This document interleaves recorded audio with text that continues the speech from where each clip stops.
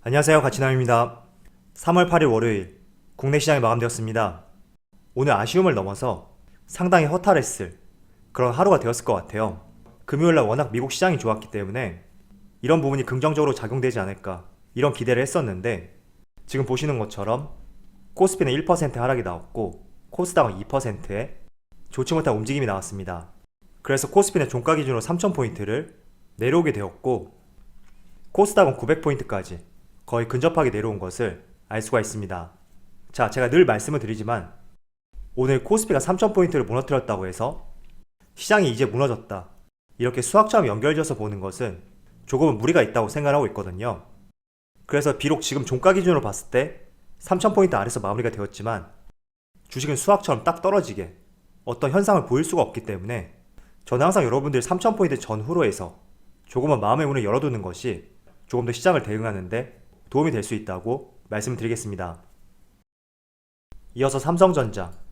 오늘 삼성전자는 0.1% 하락이 나왔는데 하락보다는 보합이라고 볼 수가 있고, 이어서 현대차는 2%의 오늘 약세 흐름이 나왔습니다. 자, 반대로 포스코. 오늘 2.2%의 상승이 나왔고 KB금융도 6.2%의 강한 모습이 나왔습니다. 오늘 삼성전자와 현대차 그리고 포스코하고 KB금융 이렇게 나눠서 본다면 전반적으로 성장주보다 경기 민감주 쪽으로 좋은 흐름이 나오고 있고, 최근 들어서 매수세가 이쪽을 많이 몰리고 있잖아요. 그래서 오늘의 흐름을 보시면서 우리가 경기 민감주에 대해서도 여유가 된다면 포트를 조금씩 조정할 필요가 있다고 늘 말씀을 드리겠습니다.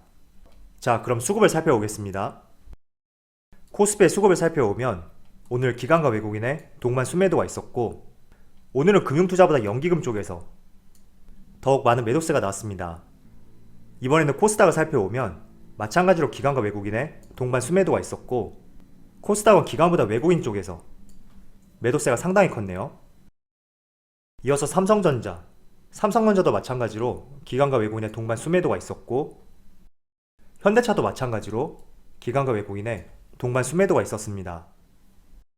이어서 포스코는 오늘 기관과 외국인의 동반 순매수가 있었고, 꾸준하게 기관과 외국인이 동반 순매수를 보여주고 있죠. 또 연기금을 살펴봐도 꾸준히 매수세를 보여주고 있습니다. 그래서 확실히 기관과 외국인이 철강 섹터로 집중을 하고 있는 것 같습니다. 자, 이어서 KB금융. 오늘 기관과 외국인의 순매수가 들어왔고 외국인이 상당히 강한 순매수세를 보여주었네요. 그리고 기관 주체를 살펴보시면 기타금융을 제외하고 연기금부터 금융투자, 투신까지 골고루 순매수를 보여주었습니다. 그리고 지금 5거래일째 상승세가 나오고 있죠. 자, 그럼 주체별 매매 동향에 대해서 살펴보도록 하겠습니다. 3월 8일 외국인이 가장 많이 매수한 종목은 KB금융, 포스코, 신한지주, SK이노베이션, 기아차 이렇게 5종목을 순매수 상위종을 올렸습니다. 확실히 금융주를 많이 매수한 것 같아요. KB금융, 신한지주, 또 밑에 보면 우리금융지주, 하나금융지주, 이렇게 금융주가 지금 4개나 포함이 되어 있죠.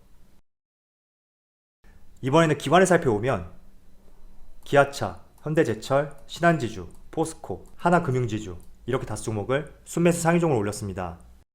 기관하고 외국인 전반적으로 매수 패턴이 오늘 비슷했는데, 기관은 포스코뿐만 아니라 현대제철도 같이 매수했죠. 이 두 종목은 같은 선상에서 보면 좋을 것 같아요. 마지막으로 개인을 살펴보면 삼성전자, SK하이닉스, 카카오, 네이버, OCI 이렇게 5종목을 순매수 상위종을 올렸습니다. 자, 오늘 시장의 흐름을 정리해 본다면 그 어느 때보다도 아쉬움이 많았던 하루라고 생각하고 있습니다. 물론 지난주 금요일날 나스닥 증시 1.5%의 상승이 나왔었고, 당일 저점 대비로 살펴보면 4% 가까운 상승이었습니다. 그리고 미국의 필라델피아 반도체 무려 3%의 상승이 나왔었고, 당일 저점 대비로 살펴보면 거의 6% 가까운 상승이라고 말할 수가 있거든요. 그래서 오늘 대표적으로 기술주, 성장주들에 대해서 조금은 상승과 반등이 나오지 않을까 이런 생각을 했었는데, 역시나 개장과 동시에 미국 시장의 흐름이 그대로 국내 시장까지 연결이 되었습니다. 때문에 출발도 1% 가까운 상승으로 시작을 했었지만 지속적으로 하락하는 모습이 나왔습니다. 자, 원인을 한번 살펴본다면 미국의 10년물 국채금리 1.58%의 소폭 상승이 있었지만 그래도 지난주 금요일 대비 그렇게 큰 상승이 있었다고 볼 수는 없거든요. 저는 아마도 중국 증시의 영향을 받지 않았을까 이런 생각을 하고 있습니다. 지금 중국 상해지수 같은 경우에도 국내 시장보다 약 1시간 뒤에 개장을 하는데 지속적으로 낙폭을 키우고 있거든요. 지금 촬영 시점이 장 종료 약 1시간 30분 전인데 지금 1%의 하락이 나오고 있고 분봉으로 보시더라도 지속적인 하락세를 보여주고 있습니다. 자, 때문에 미국의 나스닥 선물지수 동시에 하락세를 보여주고 있고, 원인을 한번 생각해 본다면 중국 양회에서 올해 경제 성장률을 6% 이상으로 조금은 구체적인 제시를 하였거든요.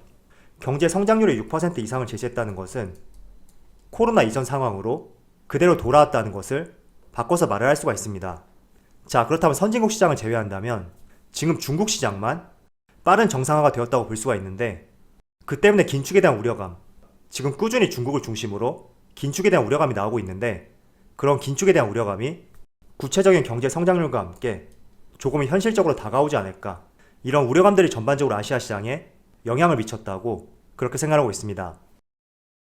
자, 그렇지만 저는 개인적으로 중국에서 실제로 긴축을 할지 그 점에 대해서는 확신할 수 없습니다. 그렇지만 가장 중요한 것은 우리가 중국보다는 조금 더 미국 시장을 중점적으로 봐야 되는 것은 맞거든요. 그래서 설령 중국에서 긴축에 대해서 어떤 액션이라든지 실제로 이행이 들어간다고 하더라도 그 파급력은 반드시 시장에 미치겠지만 정말로 시장이 부러졌다고 표현하기에는 적절한 재료는 아니라고 그렇게 생각하고 있습니다. 자, 같은 선상에서 미국의 10년물 국채금리, 어제 라이브 방송에서도 질문이 있었는데 저는 10년물 국채금리가 지속적으로 상승할 것이라고 생각하고 있습니다. 지금 비록 1.6% 가까이 상승을 했지만 충분히 2% 가까이도 상승을 열어놓고 있습니다. 그렇지만 저는 여러분들이 이 부분에 집중을 하셨으면 좋겠어요. 경기가 좋아짐에 따라서 채권금리는 지속적으로 상승할 것이고, 이렇게 한 번씩 상승할 때마다 또 코스피 지수는 이렇게 한 번씩 출렁이는 모습이 나올 것입니다. 그렇지만 이런 과정들을 소화해 가면서 시장은 움직일 것이고, 어느 정도 채권금리가 상승해서 이 상승폭이 제한이 된다던가 아니면 시장에 내성이 생겼을 때 그때는 다시 주식시장에서 국채금리 상승보다는 경기 회복에 대한 기대감, 이쪽이 더 많은 점수를 주고 시장이 움직일 수가 있습니다. 그래서 채권금리 상승에 따른 시장의 충격, 이런 과정을 소화해가면서 갈 것이다, 이 점을 항상 염두에 두시고 시장을 바라봐 보셨으면 좋겠습니다. 자, 지금 국채금리가 1.6%라고 가정을 해볼게요. 연초 대비 60%의 상승이거든요.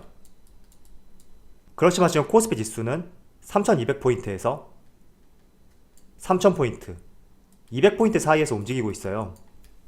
만약에 정말로 국채금리의 영향이 시장에 큰 충격으로 다가온다면 이렇게 국채금리가 상승할 때마다 지수는 박스권이 아니라 하락 장세가 이어져야 되거든요. 그런데 지금은 채권금리 상승에 따라서 하락과 상승을 반복하고 있으니까 시간은 걸릴지라도 이런 점들 소화해가면서 갈 것이다, 늘 이렇게 생각해 보시면서 대응을 하셨으면 좋겠습니다. 자, 그리고 신규 상장주에 대해서 한번 말씀을 드릴게요. SK바이오사이언스, SK케미칼의 자회사인데 내일부터 이틀간 일반 공모주 청약이 진행이 됩니다. 그리고 SK바이오사이언스에 대해서 간단하게 말씀을 드리면 코로나 백신 개발과 위탁 생산 사업을 하고 있고, 대표적으로 아스트라제네카와 노바백스와 함께 백신 후보물질에 대해서 생산 계약을 체결한 기업입니다. 그래서 지금 SK케미칼의 주가를 보시면, 자, 주봉으로 살펴볼게요. 올 초에 10만원 이하였던 주가가 46만 7천원까지 거의 4배 이상 상승이 나왔는데, 이런 부분이 비상장 자회사인 SK바이오사이언스, 이 기대감이 반영이 되어 있는 주가의 방향이라고 볼 수가 있습니다. 자, 그렇지만 이제 실질적으로 코로나 백신과 관련된 기업이 상장을 하게 된다면 SK케미칼에 대한 관심 조금은 멀어질 수가 있거든요. 그래서 이런 점도 항상 염두를 해두시면서 지금 SK케미칼 종목에 대해서 생각해 보셨으면 좋겠습니다. 대표적인 사례로 작년에 빅히트가 상장하기 전에 약 20%의 지분을 보유하고 있고 2대 주주인 넷마블, 이외에 DPC, 이 종목들의 주가가 상당히 많은 상승을 했는데 상장 시점을 전후로 해서 주가가 상당히 많이 하락을 했거든요. 또 한 가지 있죠. SK바이오팜. SK바이오팜이 상장하기 직전에 지주사인 SK 주가도 상당히 강한 상승을 보여주었습니다. 그런데 실제로 SK바이오팜이 상장 전후로 해서 주가는 또 약세를 보여줬거든요. 그래서 같은 선상에서 한번 SK케미칼과 SK바이오사이언스 흐름을 생각해보는 게 좋지 않을까, 이렇게 말씀을 드리겠습니다. 자, 그리고 SK바이오사이언스, 아마도 청약 신청에 대해서 계획 중인 분들이 계실 거예요. 제가 과연 얼마가 있어야 한 주를 배정받을 수 있는지 간략하게 말씀을 드려보겠습니다. 일단 개인들의 청약 전에 기관들의 청약은 마무리가 되었거든요. 그리고 공모가는 65,000원으로 예상을 하고 있습니다. 그래서 65,000원을 먼저 넣어주고 기관들의 청약 경쟁률이 약 1000대 1이 나왔거든요. 만약에 개인들도 1000대 1이라고 가정을 한다면 1000을 곱해주죠. 그리고 보통 청약 증거금률이 50%에 해당이 되기 때문에 나누기 2로 해줍니다. 그럼 3250만원이 나오죠. 여러분들이 3250만원이 있어야지 SK바이오사이언스 한 주를 받을 수 있다, 이렇게 정리를 할 수가 있습니다. 물론 일반 청약 경쟁률에 따라서 조금의 차이는 있을 거예요. 그렇지만 기관과 비슷한 수치가 나왔다는 가정하에 약 3천만원이 있어야지 한 주를 받을 수 있기 때문에 정말 여러분들이 청약에 대해서 생각 중이신 분들이라면 이 점 한번 참조해 보시고요. 계획을 세워보셨으면 좋겠습니다. 자, 주말에 미국 상원에서 2조 달러의 큰 규모의 경기 부양책이 통과가 되었습니다. 그래서 실제로 이로 인해서 미국 경기가 더욱더 살아나게 된다면 저는 국내 시장에도 충분히 좋은 효과로 다가올 수 있다고 그렇게 생각하고 있습니다. 제가 간략하게 미국의 경기 부양책이 국내 시장에 어떤 영향을 미칠 수 있는지 말씀을 드려볼게요. 일단 국내하고 중국 같은 경우에는 GDP에서 수출이 차지하는 비중이 상당히 높습니다.